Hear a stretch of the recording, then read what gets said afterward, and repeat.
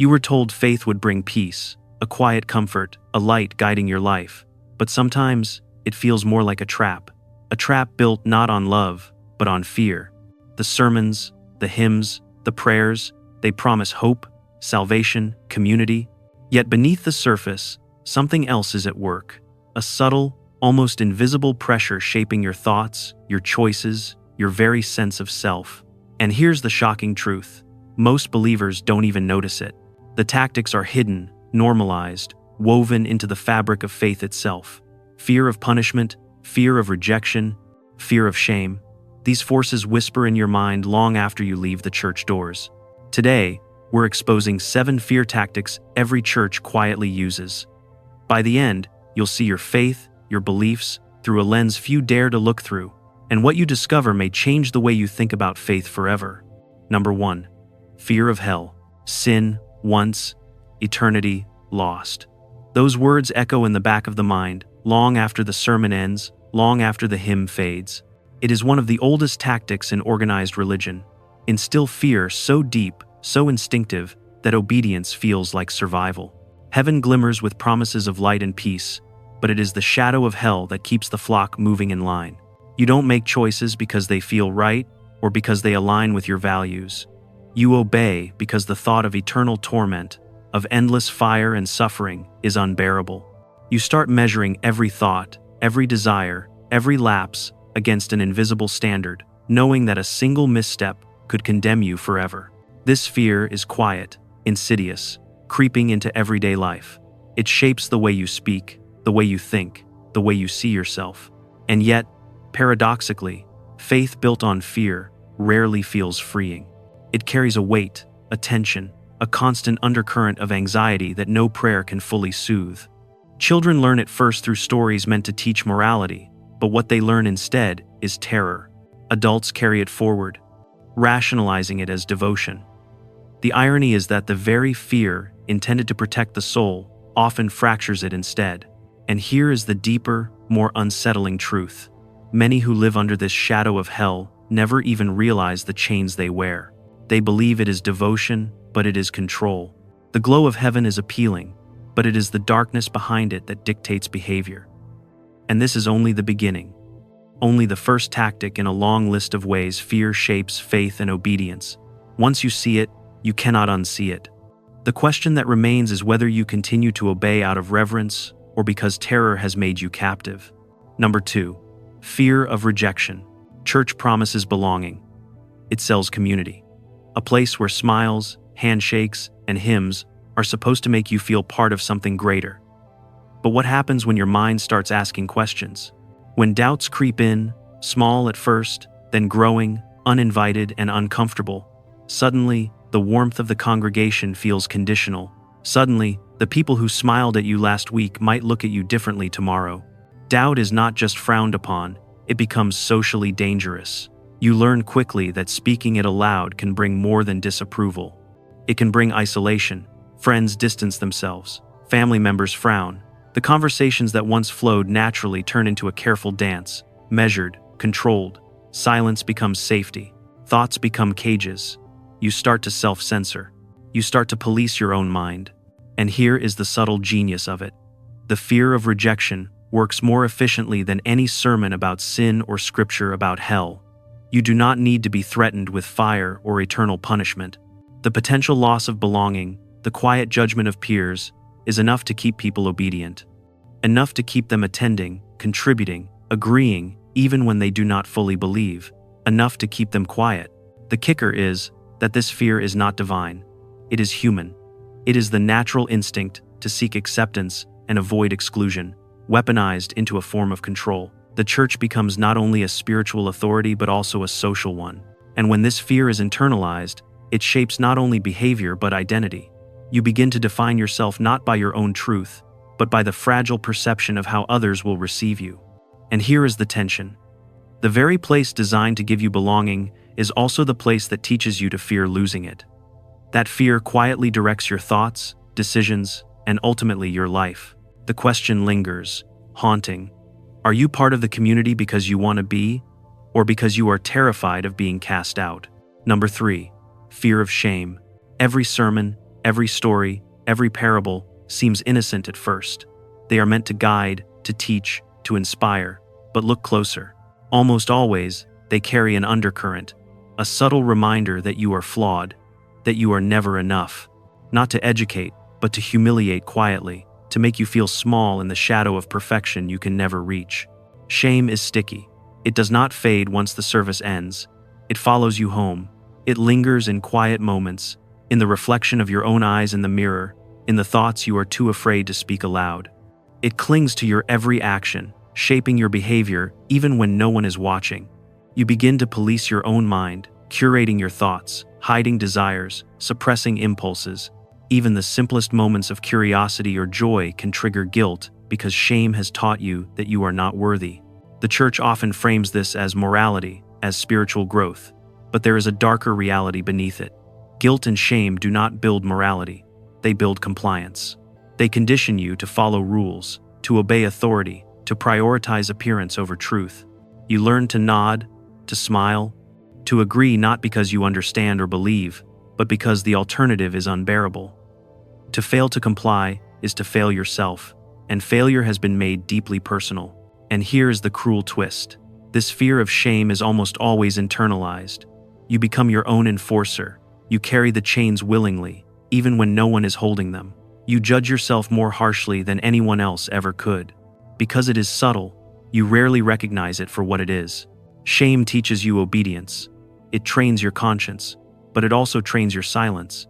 It keeps questions buried, curiosity muted, and your authentic self hidden behind layers of guilt. That is why, for many, this fear lingers long after faith has become routine. Number 4. Fear of divine disfavor. God is always watching. That is the message you hear from the moment you step into the church. A loving God? Certainly, the sermons say.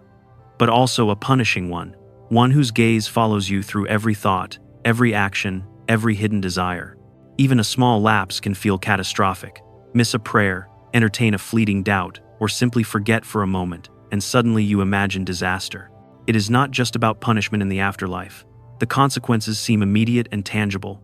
Crops fail, relationships crumble, money vanishes, health falters, all and always attributed to your failings. You begin to connect natural misfortune with divine anger. Every problem feels personal, a reflection of your spiritual inadequacy. You carry an invisible ledger, noting sins, lapses, and shortcomings, convinced that calamity is waiting just around the corner. This fear is subtle, almost imperceptible. It does not strike with the drama of fire and brimstone, but it lingers, persistent and tension-inducing. It shapes your decisions, your conversations, your ambitions, without ever needing to declare itself openly. You find yourself constantly seeking reassurance, performing rituals, adjusting behavior, not because you truly desire it, but because you are afraid of the consequences if you do not. Most never realize this fear may be man-made rather than God-given. It is a psychological tool disguised as devotion. The anxiety that feels so spiritual is often deeply human. It exploits the natural tendency to connect cause and effect, to feel responsible for outcomes beyond our control, and transforms it into a mechanism of obedience. The irony is striking. A God portrayed as loving and just becomes a source of constant stress. And yet the faithful persist, believing their devotion shields them from wrath. Fear drives devotion far more powerfully than hope does. And once you notice this pattern, you begin to see the tension beneath every act of piety, the quiet pressure that guides thoughts, behaviors, and even relationships, all in the name of divine favor. Number 5. Fear of loss. Lose your faith and you might lose everything. Friends, family, comfort, identity, the connections that shape your daily life, the routines that feel safe, the familiar rituals that give meaning, all suddenly seem fragile. Churches often link belief to survival, not just in a spiritual sense, but in social, emotional, and even economic ways. Believing is framed as necessary, not optional. To question, to doubt, to step out of line is to risk more than condemnation. It is to risk the life you have built. Isolation is the immediate consequence. People who once smiled at you, who once shared meals and prayers, now look at you with suspicion or distance. Invitations disappear. Conversations become polite but shallow.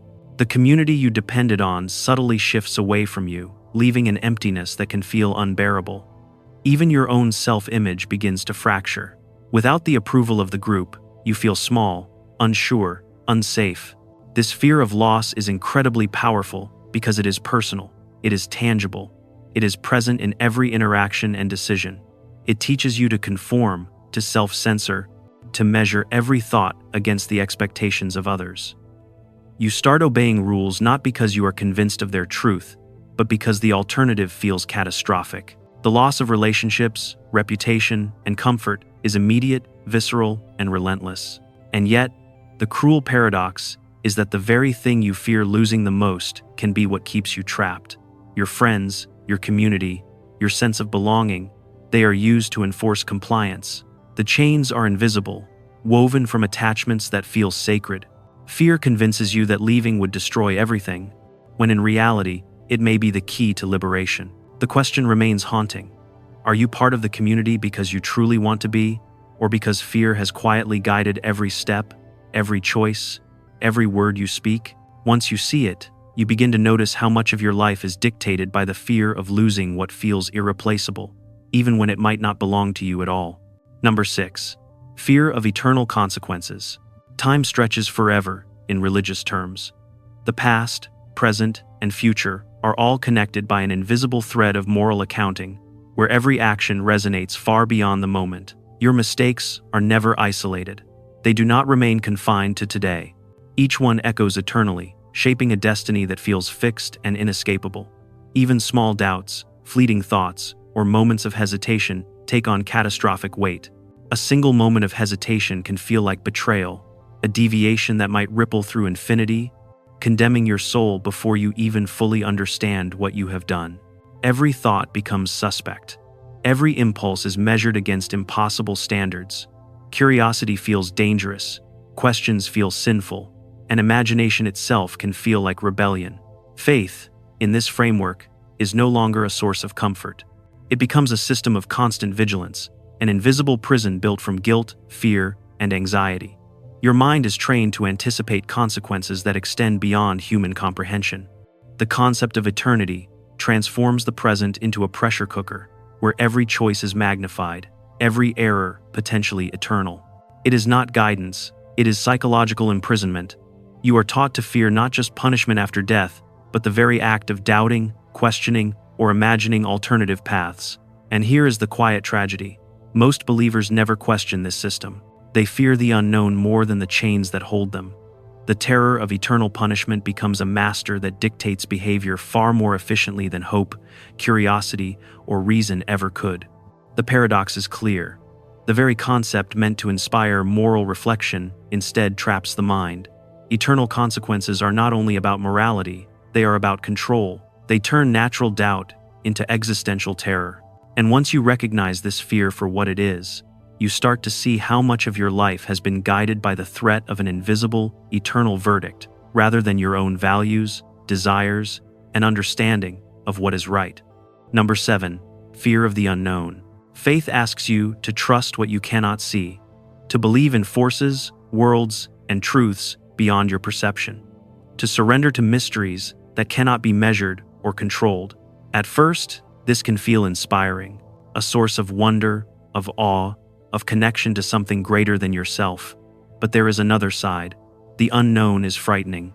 It stirs anxiety in the mind, uncertainty in the heart, and doubt in the spirit. What cannot be explained easily becomes something to fear, something that demands caution and obedience rather than curiosity. Churches often amplify this fear. Mystery is not left to be explored. The unknowable is framed as dangerous, threatening, and even sinful. Questions are discouraged. Skepticism is labeled as rebellion.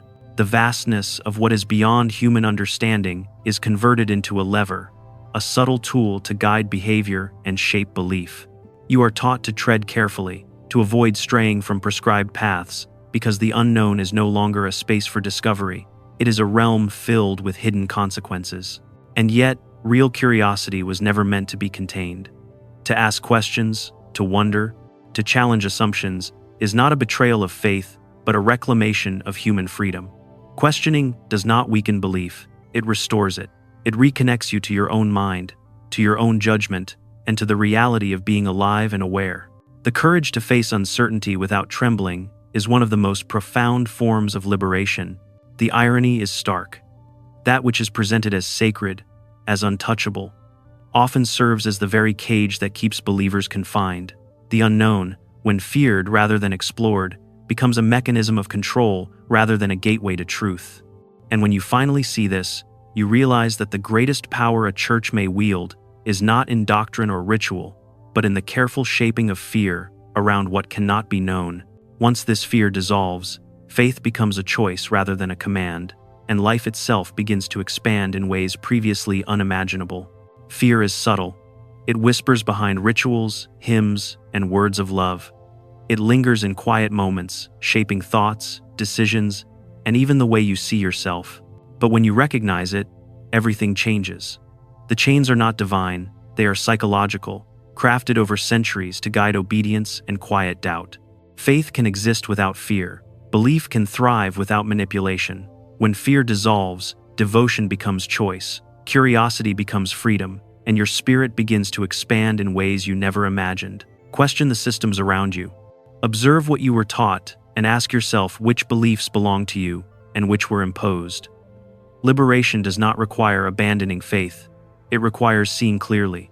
If you value truth over comfort, keep questioning, keep exploring, keep seeking your own understanding. Freedom begins where fear ends, and it is there, in that space of clarity, that true faith and true life begins.